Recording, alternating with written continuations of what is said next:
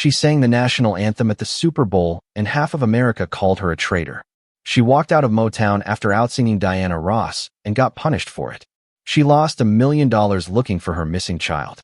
She gambled away a fortune, quit in a single meeting, and then won a Grammy in a church.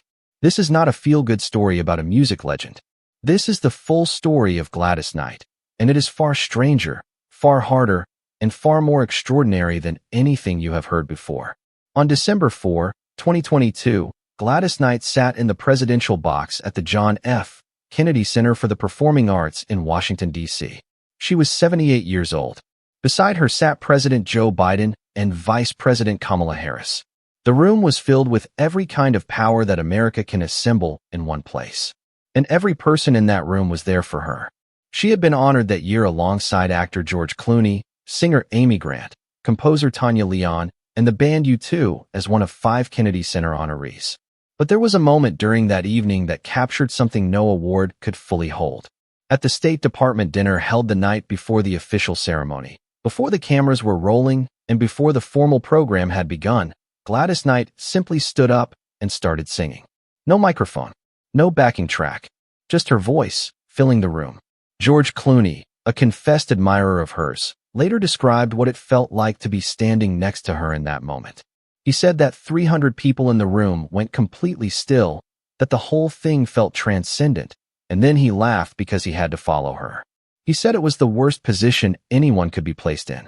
Patti LaBelle, her friend of 6 decades, stood on the stage that night with a massive sign reading the word Gladys lit up behind her and called Knight her everything. LL Cool J told the crowd that he once heard Gladys sing the alphabet and thought he was in church. Garth Brooks performed Midnight Train to Georgia as part of her tribute. President Biden addressed her directly during the ceremony. He said her voice had spoken to what breaks hearts, what tears people apart, what lifts spirits, and what brings human beings together. Knight's response was characteristically grounded. She said she could never have told herself as a young girl that she would one day be honored on a stage like that, and that it simply would not have seemed possible. But 3 years before that night in Washington, she had stood in a very different kind of spotlight.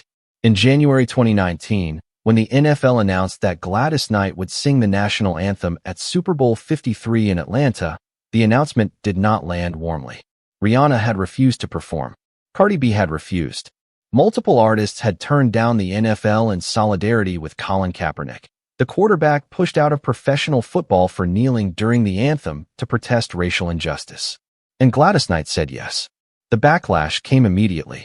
A message that circulated widely on social media told her she had lived through the era of Martin Luther King Jr., through Malcolm X, through the Black Panthers, and the Freedom Riders, and asked how she could now stand on that field.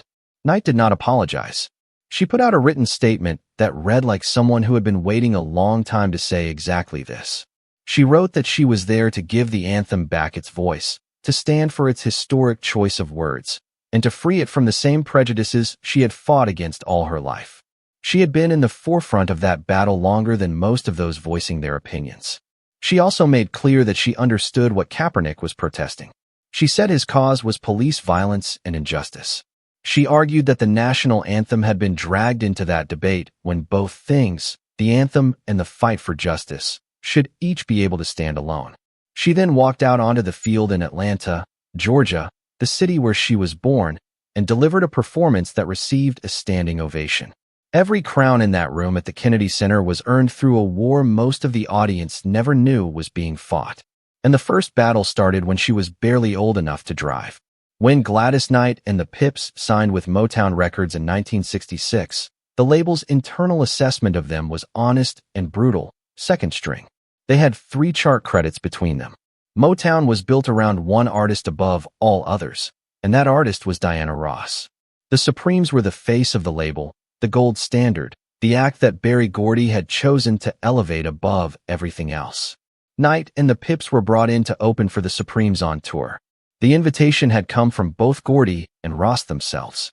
They were being given a chance, a respectable slot on a prestigious tour, and nobody expected them to do anything more than warm up the room. But Knight's voice refused to behave like a supporting act. Night after night, she walked onto that stage and sang with everything she had. The audiences responded, not politely, the way they respond to an opener, but genuinely, the way they respond to someone who has stopped them cold. Standing ovations for an opening act. That was the problem. A message came backstage after one of those nights. Berry Gordy wanted them off the tour. Knight had not done anything wrong. She had simply been too good. The feud lasted 37 years, hidden from the public until Knight revealed it in her autobiography. The two women did not reconcile until 2005. Motown did not drop them. What followed was one of the most productive eras of Knight's career, even under conditions of institutional neglect. In 1967, Gladys Knight and the Pips recorded I Heard It Through the Grapevine and took it to #1 on the R&B chart. This is the detail that music history has largely buried. She recorded that song before Marvin Gaye did. Motown held Gaye's version for an entire year. When his version became the cultural touchstone, Knight's faded from the conversation. The industry simply decided it didn't matter. They kept recording. If I Were Your Woman in 1970. Neither One of Us in 1972, which won a Grammy. The hits kept coming, but the treatment never changed. In 1973, they left Motown and signed with Buddha Records. The label that had treated them as second tier would now watch from a distance. Their first single under Buddha was Midnight Train to Georgia. It reached #1 on both the pop and R&B charts. It won a Grammy. The song had originally been written by a country songwriter named Jim Weatherly and was called Midnight Plane to Houston, a fact that says everything about what Knight's voice was capable of doing to a piece of music. She could take a country song about a man and a plane and turn it into the defining sound of a generation. What followed was a run that would define a decade. I've got to use my imagination. Best thing that ever happened to me. The Way We Were. In 1974, they recorded the entire soundtrack for the film Claudine alongside Curtis Mayfield. In 1985, Knight joined Dionne Warwick, Elton John, and Stevie Wonder to record That's What Friends Are For, an AIDS benefit single that hit #1 on 3 separate charts and won the Grammy for Best Pop Performance by a Duo or Group with Vocal. In 1989, she recorded the theme for the James Bond film License to Kill. It was a top 10 hit in the UK and Germany. By the time the final counting was done, her career had produced 7 Grammy Awards, 11 #1 R&B singles, 6 #1 R&B albums, and 2 #1 Billboard Hot 100 singles. The woman they had tried to keep in second place had built a catalog that outlasted everyone who underestimated her. But the woman behind that musical empire was simultaneously watching her personal life collapse, one marriage at a time, in ways the hit records never captured. Before the first marriage, something happened that almost never gets mentioned. At 15 years old, Gladys Knight survived an attempted sexual abuse at her home. She was a teenager who had already been on national television, already winning competitions, already being told she was destined for something larger. And then something happened that left a wound that was never publicly treated and never really went away. She walked into her first marriage already carrying something heavy. That context matters. She was 16 when she married James Newman, her classmate. She was pregnant. In Atlanta, Georgia in 1960, you got married. The pregnancy ended in a miscarriage, alone in a hotel room while on tour. 2 children came after. Her son Jimmy, born in August of 1962, and her daughter Kenya, born in November of 1963. Newman developed an addiction and eventually abandoned the family when Knight was just 20 years old.